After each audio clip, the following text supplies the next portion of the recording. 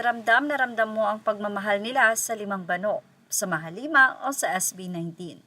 Para ba silang mga mommy na tinatawag na stage mom?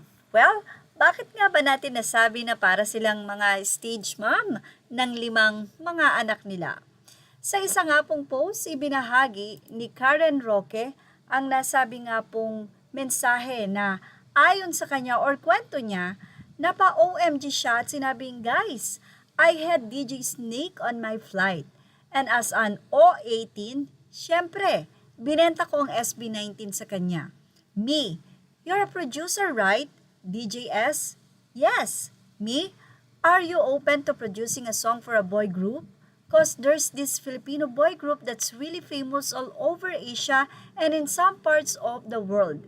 In fact, they'll be performing at Lollapalooza this July. DJS? Oh wow, really?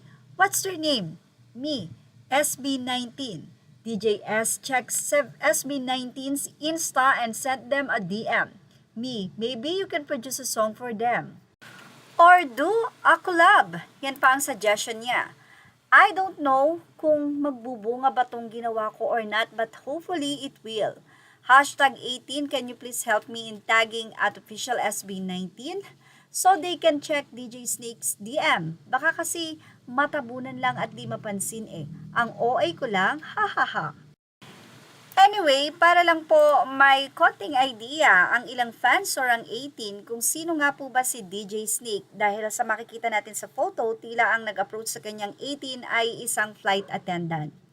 Kaya naman, madali siyang na-approach ni DJ Snake at madali niyang na-approach ito dahil nga siya ay isang flight attendant. Well, correct me if I'm wrong. Sa mga hindi naman nakakakilala kung sino nga ba si DJ Snake, siya po ay isang sikat na French DJ music producer at songwriter na kilala sa paggawa ng mga global hits sa EDM, hip-hop at pop music. Ang tunay niyang pangalan ay si William Sami Etienne Gregatsin.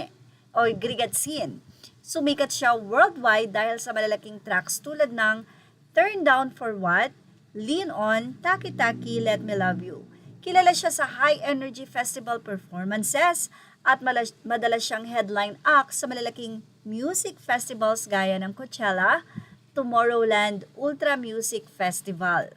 Malaking pangalan siya sa international music scene, kaya kapag may interaction o connection ng SB19 sa artist festivals na related kay DJ Snake o Summer Sonic level events, malaking indication iyon na lumalawak talaga ang global reach ng P-pop.